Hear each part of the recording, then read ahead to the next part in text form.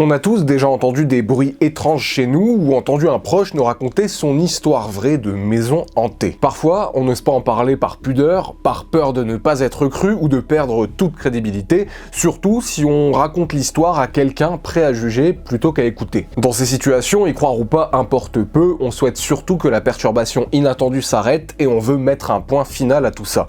On pourrait se dire que ces histoires de maisons hantées n'arrivent qu'aux autres, à quelques personnes un peu étranges, un peu en marge, et que c'est un problème qui n'existe que pour ceux qui n'ont justement pas de problème dans leur vie au quotidien et s'en inventent. Mais si d'un seul coup, l'inexplicable s'invite quand même chez nous, de façon régulière, et ben là, comment est-ce qu'on réagirait ? En 1973, la famille de Marcos à Guarulhos, au Brésil, va vivre un véritable cauchemar qui n'épargne aucun membre de la famille. Aujourd'hui, je vous présente un cas inédit dans le monde francophone, puisque je suis tombé dessus en fouillant les archives déclassifiées de la CIA, qui a archivé une enquête de la SPR, une association de parapsychologie anglaise qui étudie les phénomènes dits paranormaux et qui enquête sur place lorsque cela est possible. Ce cas m'a passionné parce qu'il va crescendo avec des phénomènes qui s'accentuent, ça pourrait être un vrai film d'horreur, mais aussi parce que c'est l'un des plus documentés du genre et il montre les nombreuses interprétations qui sont faites des événements en fonction des intervenants, des méthodes de chacun et de leurs croyances. Et surtout, il met en lumière le calvaire subi par la famille, les victimes, souvent les grandes oubliées de ce genre de cas aux frontières du réel. Je vais vous raconter l'affaire en détail telle qu'elle a été documentée et ensuite on s'intéressera aux analyses du cas et je vous donnerai mon avis. C'est une descente aux enfers bien réelle qui se déroule en 4 étapes qui vont donc monter en intensité. C'est parti pour la première étape.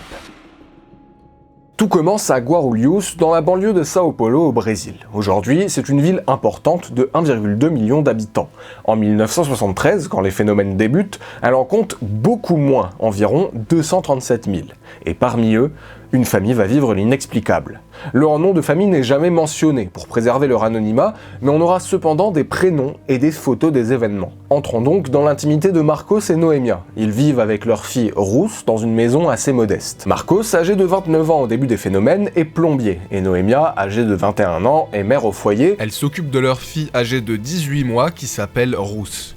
Le couple mène une vie ordinaire jusqu'à ce qu'une série d'événements étranges viennent perturber leur quotidien. Pour finir de vous mettre dans le contexte et dans l'ambiance, retenez bien également le père de Marcos, Pedro. C'est un ouvrier dans le bâtiment et il est aussi décrit comme exorciste amateur. Alors oui, il se définit même précisément comme un défenseur contre les forces du mal. La formulation est assez étrange, mais bon, à chacun ses loisirs, pourquoi pas, j'ai envie de dire. Il a 55 ans et il vit avec sa femme Judith et leurs enfants dans une maison située sur le terrain juste derrière celle de Marcos. Donc finalement, toute cette famille est voisine et la vie de Marcos et Noémia bascule le 27 avril 1973. Ce jour-là, le couple remarque des coupures vraiment très étranges sur leurs meubles, mais également ensuite sur leur matelas, un peu comme s'ils avaient été lacérés par un couteau ou bien par des griffes. Le couple met tout le monde au courant et bah là, les gens sont un peu stupéfaits. Alors il y a quelques photos d'époque qui existent, notamment celle-ci où des marques de lacération sont bien visibles. La famille se dit immédiatement que c'est du sérieux et au début, elle soupçonne le petit-fils de Pedro qui est un enfant de 3 ans. Les gens pensent qu'il aurait pu provoquer ces coupures. Bon, plutôt appliquer le bonhomme pour faire des coupes aussi nettes, mais pourquoi pas ?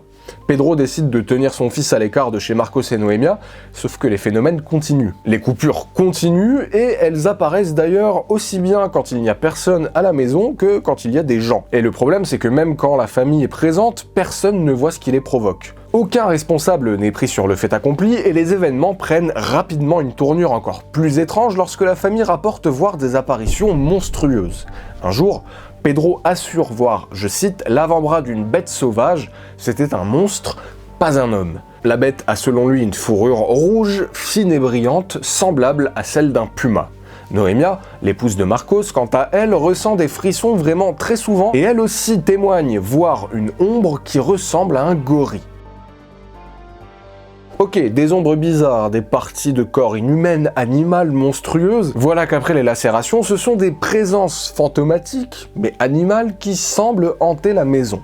Bien sûr, les rumeurs circulent et rapidement, Madame Zina, une voisine, vient voir et elle aussi est témoin de ces apparitions. Chez la famille, elle voit ce qu'elle décrit comme une main énorme, poilue, noire et semblable à une fourrure de singe passer devant elle.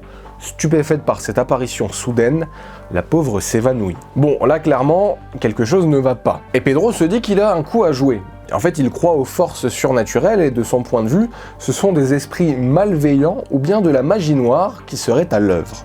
C'est donc le moment de sortir sa botte secrète. Après tout, il est exorciste amateur. Je dis ça un peu sur le ton de la plaisanterie pour dédramatiser, mais bon, il faut bien s'imaginer que le contexte de son point de vue est vraiment grave. Il ne prend évidemment pas la notion d'exorcisme à la légère. Donc il décide d'essayer de purifier les lieux. Alors il s'y reprend à plusieurs fois. Il fait des prières, il mène des rituels d'exorcisme, mais rien n'y fait, les phénomènes continuent. Évidemment, je mets un peu les formes pour vous raconter ce cas, mais j'insiste dès maintenant sur la grande détresse psychologique que ressent la famille. Ils vivent dans la peur constante des prochaines manifestations et sont incapables de trouver une explication rationnelle, ou en tout cas une solution efficace. Les enfants sont particulièrement affectés, et la famille commence à envisager des mesures plus drastiques pour justement échapper à ces phénomènes. Et là, on n'est même pas dans la peur de ne pas être cru ou autre, non. Pour eux, ce qu'ils vivent est bien réel, et il leur faut une solution. Et la solution temporaire arrive d'elle-même, puisque la première étape de tous ces phénomènes se termine le 1er mai 1973. Les phénomènes s'arrêtent d'un coup, soudainement, comme ils ont commencé, sauf que ce n'est qu'une accalmie à la série de phénomènes inexpliqués qui vont, à nouveau, tourmenter la famille de Marcos pendant plusieurs années.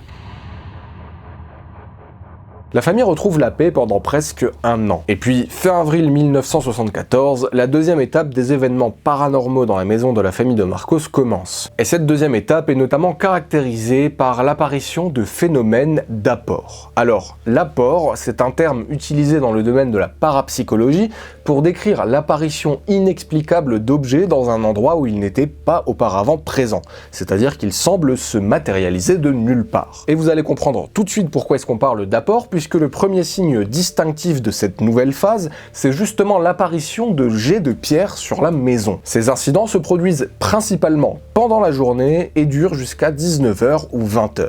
Mais ce qui est vraiment bizarre, c'est que les pierres qui pèsent entre 400 et 700 grammes semblent justement tomber du ciel. Selon les témoins, c'est comme si elles apparaissent de nulle part, d'où le terme d'apport. Les témoins voient les pierres apparaître à environ 1 mètre au-dessus des tuiles. Les témoins sont formels, elles ne sont pas lancées. Leur trajectoire est vraiment droite, de haut en bas, comme une chute libre après une apparition. En parallèle, d'autres types de phénomènes se déclenchent. Alors déjà, les lacérations et coupures s'aggravent. Certaines, qui ont la forme d'une croix, apparaissent sur des oreillers, des vêtements qui sont accrochés ou qui sèchent, des sacs à main, des pantoufles, des couvertures, et même les vêtements pourtant bien pliés dans une armoire fermée sont lacérés. Marcos rapporte qu'une de ses mallettes va également être lacérée, et même 2 bibles sont lacérées. Là aussi, selon la famille, une force inconnue, ou plutôt un agent inconnu comme l'indique l'enquête, est à l'œuvre. Et puis ça empire. Les membres de la famille commencent à subir physiquement les attaques.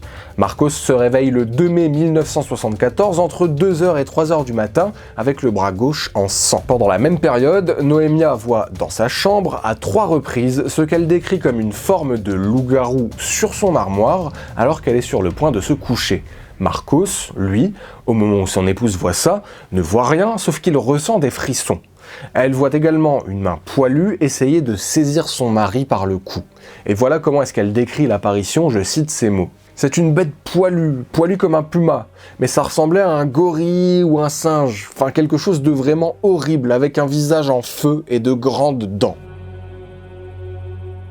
Je sais, ça fait beaucoup d'éléments invraisemblables, mais on analysera tout ça après. D'abord, on continue le compte-rendu des phénomènes tels que la famille les décrit. Quelques mois plus tard, une fillette de 18 mois, une fille d'une amie de la famille, est coupée au mollet alors qu'elle est à l'intérieur de la maison avec Ruth, la fille de Noémia et de Marcos. Noémia, quant à elle, subit des scarifications presque tous les matins sur son visage et ressent à chaque fois une sensation de brûlure également sur son visage.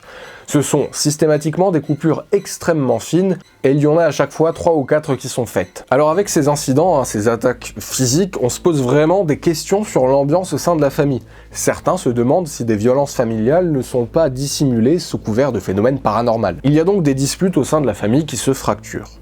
Puis de nouveaux phénomènes apparaissent. Il y a des mouvements d'objets dans la maison de Marcos, des objets qui se trouvaient à un endroit et qui sont retrouvés complètement à l'opposé, sans qu'on sache qui les a bougés. Ils entendent également des phénomènes caractéristiques de ce qu'on décrit comme un esprit frappeur, avec des coups dans les murs, et suite à ces coups, ils retrouvent des morceaux de tasses ou encore de verres cassés sur le sol. Là, vraiment, trop c'est trop. Marcos, Noémia, qui est enceinte de leur deuxième enfant, et Ruth décident de se rendre chez les parents de Noémia, à Arthur Alvim, pour essayer de trouver la paix. Malheureusement, les phénomènes les suivent là-bas. Les coupures inexpliquées reprennent, sauf qu'il y a aussi de l'argent qui disparaît et des verres qui, pareil, sont retrouvés cassés sans raison apparente ni responsable manifeste. Dépité, la famille retourne à Guarulhos. En août 1974, Pedro éloigne à son tour temporairement sa famille. Ils partent un temps à Guayanazis, à une vingtaine de kilomètres de là. Pendant cette même période, le reste de la famille n'est pas plus chanceux. Marcos, Noémia et Ruth décident de rester à Guarulhos, mais subissent les mêmes phénomènes avec d'ailleurs une symbolique bien particulière, puisque Noémia est, selon les témoignages, coupée au visage par une force inconnue à chaque fois qu'elle se rend à l'église le soir.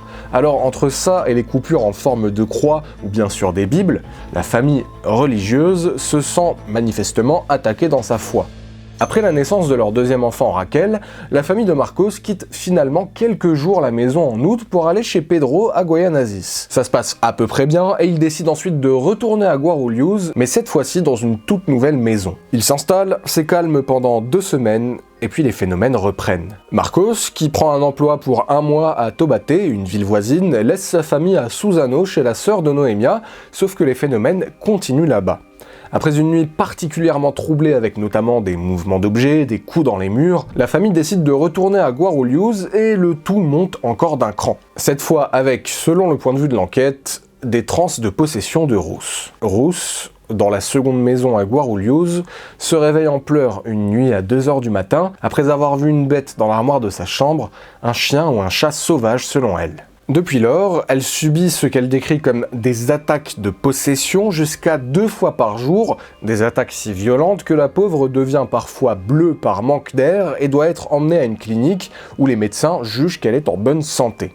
En parallèle, les perturbations continuent dans la nouvelle maison à Guarulhos.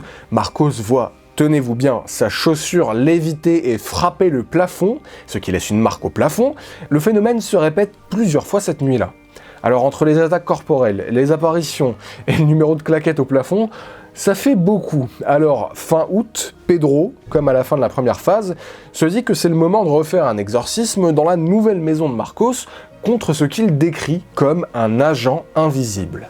Et selon la famille, ça fonctionne, puisque les phénomènes se calment pendant 2 mois. À nouveau, il trouve la paix, tout roule jusqu'en octobre 1974. Ce mois-là, le cauchemar recommence en pire. Une amie à Noémia vient lui rendre visite et pendant que les 2 femmes prient dans la chambre de Noémia, l'enfant de son amie, qui se trouve dans une autre chambre, subit une coupure profonde à la cuisse. Tout le monde inspecte alors la chambre et le lit, ils sont inquiets, paniqués. Ils sont à la recherche d'une lame ou bien d'un objet tranchant similaire qui pourrait expliquer la blessure, mais encore une fois, ils ne trouvent absolument rien. À noter que Ruth se trouve également dans la maison à ce moment-là, d'ailleurs à la porte de la chambre où l'incident s'est produit. Là, les phénomènes franchissent clairement un nouveau cap, parce que ça devient dangereux même pour les enfants. Et puis imaginez l'ambiance à la maison pour les enfants d'ailleurs. Quelle que soit l'explication à ce qu'il se passe dans cet endroit, ce n'est pas un environnement sain pour des enfants en bas âge ou adolescents. Pedro décide de mener un nouvel exorcisme avec des membres de son église évangélique, et pendant cet exorcisme, il prie dans toute la maison, il récite des prières pour essayer de chasser ceux qui, selon eux, sont des esprits malveillants. Pendant cet exorcisme en particulier, Pedro semble, selon les témoins, entrer en transe, et il décrit voir une créature avec une fourrure rouge et des ongles noirs et longs. Selon Pedro, il voit la créature avec, je cite ces mots, les yeux de son esprit. Et là, selon lui, il lutte spirituellement contre cette créature, puis la chasse finalement de la maison. Exorcisme efficace ou pas, en tout cas, les phénomènes cessent pendant quelques mois, phénomènes qui semblent liés à une étrange créature décrite par la plupart des membres de la famille. On pourrait croire que c'est la fin, sauf que la 3e étape commence. La troisième phase débute le 28 mars 1975. Ce jour-là, il y a d'abord un incident avec Elsa, une adolescente de 15 ans qui passe 2 semaines chez la famille de Marcos.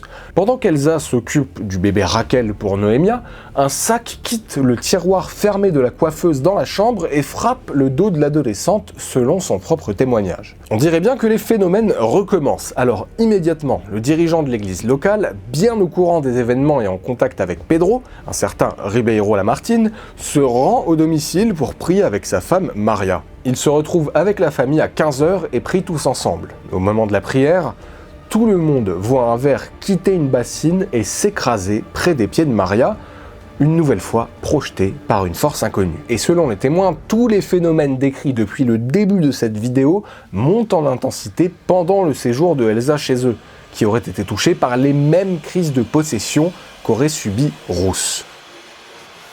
Enfin, à nouveau un bond d'1 an dans le temps. Au début du mois d'octobre 1976, en revenant de chez les parents de Marcos, un agent invisible semble poursuivre la famille puisque, selon les témoins, une force inconnue renverse le sac de Noémia par terre, tire le portefeuille de Marcos pour le jeter dans le caniveau. En arrivant chez eux, la famille constate que de nouveau des pierres se mettent à tomber sur le toit de la maison. Au même moment, Raquel d'ailleurs est en train de hurler. Enfin, sur la même période, après une nuit très agitée, la famille, troublée, demande à nouveau de l'aide à l'église et à Pedro. Et apparemment, un nouvel exorcisme efficace met fin aux incidents jusqu'à la 4e phase. Alors, elle est beaucoup plus calme et elle consiste essentiellement en de l'argent qui va disparaître et en des mouvements d'objets. Après ça, Pedro meurt le 29 juillet 1979. Les perturbations s'arrêtent définitivement au moment où Noémia, selon elle, a une vision de ce qu'elle décrit comme un assaillant invisible et elle a, selon elle, un dialogue avec lui. On n'a pas la nature de ce qui se raconte, mais en tout cas, selon l'affaire, c'est donc comme ça que les événements prennent officiellement fin. Suite à tout ça, Noémia se soumet à un examen psychologique, sauf qu'absolument rien d'anormal n'est détecté, elle va parfaitement bien. Et donc les phénomènes disparaissent comme ça et nous laissent avec un énorme, ou plutôt d'énormes points d'interrogation. Bon, je vous ai raconté le cas tel qu'il est généralement détaillé. Maintenant, pour l'analyse, on a accès à l'enquête de Andrade, un chercheur parapsychologue brésilien, et on a aussi l'avis de la SPR, l'organisation de parapsychologie britannique, qui a également enquêté. Je rappelle que la parapsychologie, c'est l'étude des phénomènes paranormaux qui semblent liés à l'être humain. C'est une discipline controversée puisqu'elle s'intéresse à des phénomènes non reconnus comme par exemple la télépathie, la télékinésie et d'autres capacités extraordinaires qu'on prête à l'homme. Et d'ailleurs en France, elle est considérée plutôt comme une pseudo-science, même si à l'international, le statut peut être différent, mais bon, je vais pas rentrer dans les détails. C'est juste une information que je porte à votre attention pour expliciter le fait que tout ce qui suit est donc à prendre avec des pincettes, sauf que je trouve ça quand même très intéressant de confronter les points de vue. Je vais commencer par la position de Andrade. Alors c'est un parapsychologue connu pour ses contributions à l'étude des phénomènes paranormaux au Brésil. Andrade s'entretient avec tous les témoins le 21 avril 1984, et c'est d'ailleurs grâce à lui qu'on connaît cette affaire. Voici maintenant son analyse des faits, et pour bien la comprendre, il faut savoir qu'elle s'intègre dans la tradition Umbanda, une spécificité du Brésil. En fait, l'Umbanda, c'est un mélange de plusieurs courants spirituels, c'est ce qu'on appelle une religion syncrétique, parce qu'elle mélange les idées. C'est une religion brésilienne, fondée en 1908, qui compte des millions d'adeptes, donc on n'est pas du tout sur une tradition obscure, et elle intègre des éléments du catholicisme, des religions africaines comme le candomblé, du spiritisme kardéciste, le spiritisme d'Allan Kardec, qui est très populaire au Brésil, c'est une vraie religion là-bas, et elle intègre également des traditions de peuples autochtones brésiliens. Enfin, pour que vous compreniez bien le point de vue d'Andrade, il faut savoir que cette tradition accepte l'existence d'esprits bons ou mauvais, capables de voyager entre les dimensions et influer sur notre réalité sans être vus. Ça implique aussi la croyance au fait que des sorciers puissent utiliser des pratiques magiques afin de troubler des individus, selon les lois de la Quimbanda. En gros, la Quimbanda, c'est tout simplement le côté magie noire de l'Umbanda. Donc, pour Andrade, les phénomènes ne sont pas provoqués par une personne vivante. Il s'agit, selon lui, d'un agent perturbateur désincarné qui serait capable d'interagir avec des objets. Cet agent perturbateur désincarné pourrait accéder à n'importe quel endroit de notre espace depuis sa propre dimension parallèle. En gros, selon lui, on aurait donc une entité du monde spirituel ou d'une autre dimension qui serait capable d'interagir avec notre réalité au point de pouvoir téléporter des objets, d'où les apparitions de pierres au-dessus de la maison, ou encore le coup de la chaussure qui frappe le plafond, et ce serait cet être d'une autre dimension qui attaquerait également à la fois le mobilier de la famille et les membres du foyer en les coupant. Pour ce qui est des visions d'apparition des membres de la famille, Andrade pense justement que ce serait la Quimbanda, de la magie noire, qui serait à l'œuvre et qui ciblerait cette famille. Il rejette l'hypothèse d'une origine psychologique ou même parapsychologique, et il se base donc sur son hypothèse spirit à la suite des entretiens avec les membres de la famille et du système de croyances répandu dans leur localité, l'Umbanda. La SPR propose une approche différente de celle d'Andrade. C'est d'ailleurs leur point de vue qu'on retrouve dans les documents déclassifiés de la CIA sur ce cas. Pour la SPR, certains phénomènes pourraient être le résultat d'une psychokinésie collective. C'est-à-dire que selon la SPR, l'esprit pourrait influencer sur des objets physiques sans contact direct. Selon la SPR, dans un environnement où plusieurs personnes partagent une forte croyance autour du surnaturel, une énergie psychique collective pourrait créer et se faire manifester des phénomènes paranormaux. Comment ? Eh bien, cette énergie serait le produit des émotions intenses des témoins et de la conviction collective autour du fait que des événements surnaturels soient en train de se produire. Selon cette hypothèse, l'incertitude sur ce qui est en train de réellement se passer, combinée à une croyance préexistante en des forces surnaturelles, pourrait créer un état mental propice à la manifestation de ces phénomènes. En d'autres termes, la peur ainsi que les croyances des témoins pourraient tout simplement amplifier, voire créer les phénomènes observés. Alors oui, on est complètement dans l'interprétation paranormale, avec cette énergie psychique dont l'existence n'est pas prouvée, mais ça fait partie des axes défendus par la parapsychologie pour essayer d'expliquer ce type de phénomène que vivent les témoins. En opposition à ça, il propose aussi quand même que les phénomènes d'apport, les cas d'objets censés apparaître d'un coup, seraient tout simplement dus à une intervention humaine, accidentelle ou bien volontaire pour des raisons qu'on ignore. Autant dire qu'on est un peu dans le flou. Pour les cas de possession des enfants, la SPR considère qu'il s'agit de phénomènes de transe induites par les croyances culturelles. Ça peut sembler absurde selon votre entourage et votre parcours personnel, mais c'est une réalité bien documentée en sciences sociales. Dans des cultures où les esprits et les possessions sont des concepts courants, voire une réalité pour eux, les enfants sont en général exposés à ces idées-là dès leur plus jeune âge. Alors lorsqu'ils font parfois face à des situations de stress intense qui vont être liées à ces croyances culturelles, eh bien ils vont pouvoir entrer en transe, un état de conscience altéré donc, et les adultes qui croient à la réalité de la possession vont se dire que leur enfant est en train d'être possédé. Ça va alimenter ces expériences de transe et ça va renforcer d'autant plus leurs croyances culturelles. Pour eux, ces manifestations sont perçues comme des preuves tangibles de possession par un esprit, alors que selon la SPR, il s'agit en réalité de troubles névrotiques liés à la culture.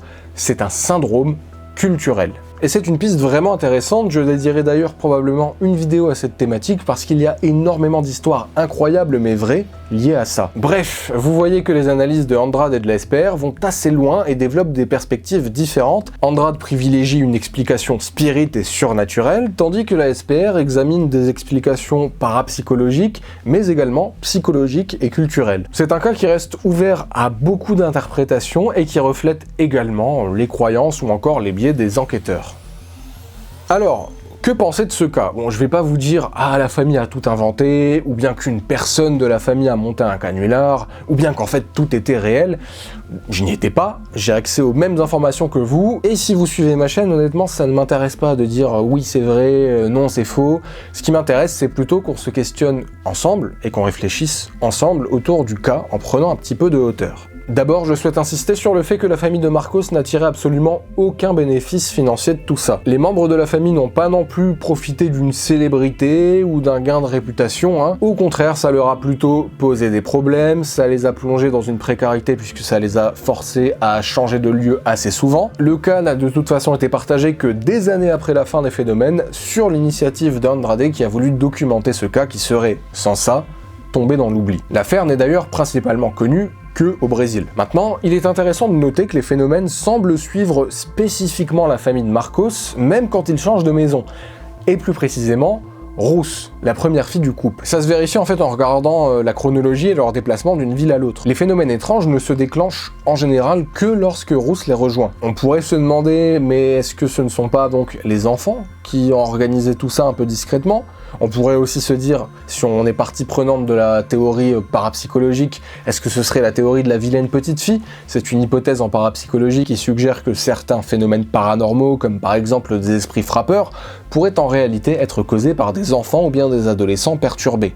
Ces jeunes, qui sont souvent en période de stress ou bien qui traversent des troubles émotionnels, manifesteraient inconsciemment des capacités psychokinétiques. Les phénomènes observés comme les objets qui se déplacent ou bien les bruits inexplicables seraient donc le résultat de l'énergie psychique émise par ces enfants. Cette hypothèse repose sur l'idée que les enfants en question ne sont pas conscients de leurs actions paranormales et ne les contrôlent pas volontairement, et donc ces comportements observés pourraient être une manière inconsciente d'attirer l'attention ou bien de manifester leur détresse émotionnelle. On est évidemment avec cette hypothèse complètement dans l'interprétation paranormale des événements. Là, ce qui est sous-jacent, ce serait donc la détresse émotionnelle des enfants. Mais même sous cet angle, il y a un aspect qui complique cette hypothèse. Plusieurs apparitions ont été vues par des témoins extérieurs à la famille, ce qui est quand même très étrange. Et puis, les parents ont également été touchés par des coupures en l'absence de Rousse. On est donc face à une authentique affaire mystérieuse. Ce cas est un exemple typique d'esprit frappeur et de maison hantée bien documenté.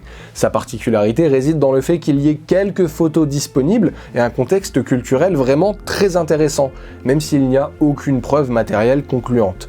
Il est donc impossible de prouver ou de conclure quoi que ce soit de manière factuelle si on veut être tout à fait objectif. J'invite simplement à prendre en compte les différents points de vue et les explications pour réfléchir sur ce cas. Rappelons-nous que oui, dans l'hypothèse considérée comme la plus rationnelle, rien de paranormal n'a eu lieu, et les explications sont donc à chercher ailleurs. Mais du point de vue de la famille, ce qu'ils ont vécu était bien réel. Il n'y a pas eu de preuve de canular avéré, même si bien sûr ça ne veut pas dire qu'il n'y en a pas eu, mais ça montre en tout cas qu'on ne sait pas. Je m'interroge dans l'efficacité de l'exorcisme en tant que justement syndrome culturel qu'aurait pu subir la famille, parce que si tout le monde croyait à la réalité des phénomènes, est-ce que l'exorcisme aurait pu jouer un rôle symbolique culturel vraiment efficace? Une sorte d'effet placebo? En gros, si on n'y croit absolument pas, ça ne marcherait pas, mais si on croit vraiment qu'on est en train de vivre dans une maison hantée et qu'un exorcisme pourrait nous guérir, est-ce que ça aurait pu fonctionner? C'est vraiment un cas très intéressant qui n'a absolument rien à envier par exemple à un dossier Warren ou à une grosse affaire un peu plus connue. Et enfin, ne négligeons pas la douleur des témoins, ni la difficulté de se reconstruire et d'aller de l'avant après de tels événements. Ce sont des affaires qui sont souvent mises au placard ou bien traitées uniquement avec un biais sensationnaliste. Et je dis pas, je trouve ça incroyable les affaires de maisons hantées, et c'est le côté un peu extraordinaire qui m'intéresse justement. Sauf qu'après, c'est intéressant justement qu'on creuse. Et souvent, les aspects psychologiques ou l'impact profond que ce genre de cas a sur les victimes sont souvent négligés. Pour conclure, à force de lire des affaires sur ce type de cas, je me dis que c'est parce que les causes sont parfois multifactorielles qu'il est difficile d'arriver à une réponse simple face à une situation de départ compliquée et extraordinaire. Ce sont des cas qui arrivent encore aujourd'hui, même en France. Et une fois qu'elles font le tour des médias, qu'en reste-t-il? Comment est-ce que ces gens vivent ensuite avec ça? Quelles solutions est-ce qu'ils ont? Ce sont notamment pour ces questions que je trouve ça important de documenter ces affaires quand les témoins sont d'accord pour en parler et pour libérer la parole autour. Pour finir, je trouve ça amusant de constater une fois de plus l'intérêt pour la CIA d'archiver ce type de cas. Alors je pense que c'est notamment dû aux recherches menées pendant la guerre froide autour de prétendues capacités extrasensorielles de l'être humain par la CIA, parce qu'ils voulaient essayer de créer des super soldats, et ils se sont dit tiens, un cas au Brésil qui parle de phénomènes qu'on aimerait apprendre à maîtriser, archivons ça. Donc ça ne veut rien dire de particulier en soi, la CIA a des milliers de cas similaires dans leurs archives, et parfois même des sources douteuses, j'en ai déjà fait des vidéos. Ils font un travail de collecte de données, sauf que ces données sont brutes, elles ne sont pas spécialement analysées, il faut donc être prudent avec ces documents, et les questionner. J'espère donc que la présentation de ce cas inédit et ensuite la discussion autour des différents points abordés par les enquêteurs vous ont intéressé. Je vous remercie de m'avoir regardé jusqu'au bout, je vous invite à me laisser votre avis comme d'habitude en commentaire. Si vous découvrez cette chaîne, n'hésitez pas à vous abonner, du contenu régulier sort chaque semaine. Enfin, un spectateur de passage, abonné ou membre, merci pour votre soutien. Vous contribuez toutes et tous à faire vivre cette chaîne et il ne me reste plus qu'à vous dire à très bientôt. Au revoir.